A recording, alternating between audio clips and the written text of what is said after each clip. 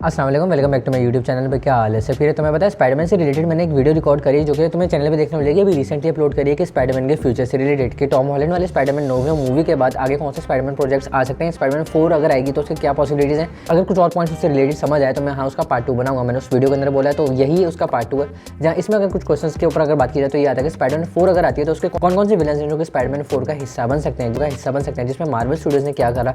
उन्होंने पहले से कुछ डिसाइड करके रखे थे, जैसे उन्होंने टीज किया था स्पाइडरमैन होमकमिंग की पोस्ट क्रेडिट सीन के अंदर स्कॉर्पियन को, तो स्कॉर्पियन भी माइट बी पॉसिबल स्पाइडरमैन 4 का हिस्सा बन सकता है, कोई चांस है।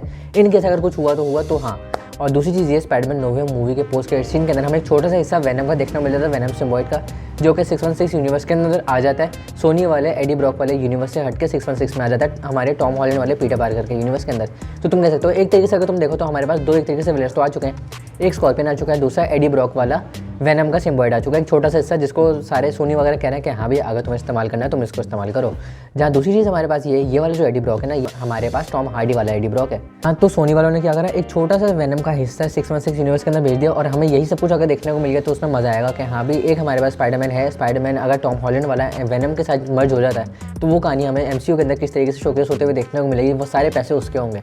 और ये वाला एडी ब्रॉक हमारे पास टॉम हार्डी वाला होगा, तो टॉम हार्डी किसी तरीके से अपने सोनी यूनिवर्स के अंदर वापस जाएगा, या तो वो MCU का हिस्सा बनकर हमें इस मूवी के अंदर देखने को मिल सकता है, या कुछ ना कुछ होगा। तो वो चीज़ एक्सप्लोर करने में, उस चीज़ को इन्जॉय करने में मज़ा आएगा। जहाँ स्पाइडरमैन 4 एक आइकॉनिक स्पाइडरमैन विलन हमारे पास आ सकता है। अगर कहानी स्ट्रीट लेवल पे चली गई तो हमें विल्सन फिस्क एक किंगपिन देखने को मिल सकता है। एको शो के अंदर तो हमें किंगपिन देखने को मिल गया, लेकिन उस पर इतना फोकस नहीं किया गया, एको के ऊपर ज़्यादा फोकस किया गया। उसके बाद डेडेविल बॉर्न अगेन आ रहा है। डेडेविल बॉर्न अगेन तो तुम कह सकते हो हाँ स्ट्रीट लेवल कहानी के ऊपर चलेगा।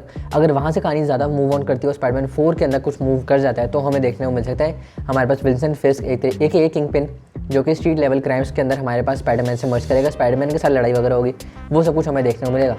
और जो वेनम का हिस्सा है उसकी वेनम की कहानी स्पाइडरमैन 4 में जुड़ती है कि नहीं, वो सब कुछ हमें तब देखने को मिलेगा जब हमें वेनम 3 देखने को मिलती है। और वेनम 3 किस पॉइंट पे आगे एंड होती है तो माइट बी पॉसिबल वो स्पाइडरमैन 4 में कहीं ना कहीं कनेक्ट कर जाए।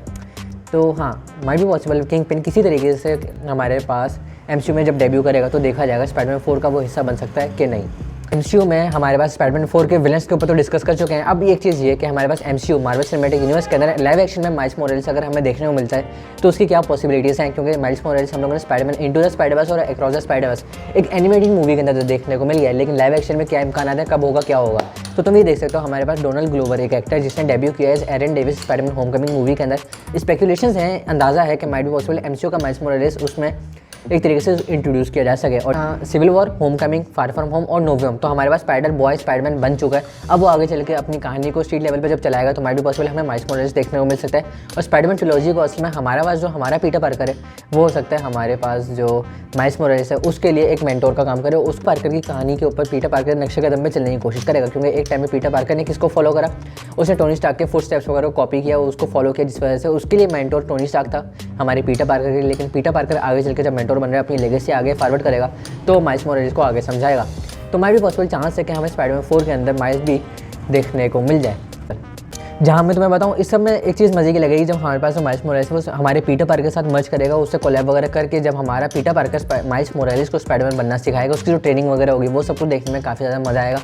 और वहाँ पे जो आर्गूमेंट्स वगैरह होंगे हमारे टॉम हॉलैंड के, तो वो सब कुछ जिस तरीके से प्रेजेंट किया जाएगा सारे पैसे उसके होंगे, मज़ा आएगा। जहाँ तुम ये कहते हो माइल्स मोरेल्स तो चांसेस हैं कि हमारे पास स्पाइडरमैन 4 का हिस्सा बने, लेकिन वो आगे चल के जब हमारे पास स्पाइडरमैन की हमारे टॉम हॉलैंड वाले स्पाइडरमैन की कहानी को एक सही तरीके से कंक्लूजन दिया जाएगा देखने को मिल जाए। ब्लैक स्पाइडरमैन को भी टीच किया था स्पाइडरमैन नो वे मूवी के अंदर, जो कि किसने किया था, इलेक्ट्रो ने जो जिसको टीच किया था ब्लैक स्पाइडरमैन को। तो माइट भी पॉसिबल हमें आगे चल के कहीं ना कहीं वो देखने को मिल जाए। हाँ भाई, ये तो सब कुछ तुम्हें कैसा लगा तो मुझे कमेंट सेक्शन में बता सकते हो। इस जैसे वीडियो देखनी है चैनल में और सब्सक्राइब मुझसे बस नहीं मिलना है, मैं यहाँ मिल जाऊँगा। तब तक देखते रहो महसूस पेस। अल्लाह हाफिज़।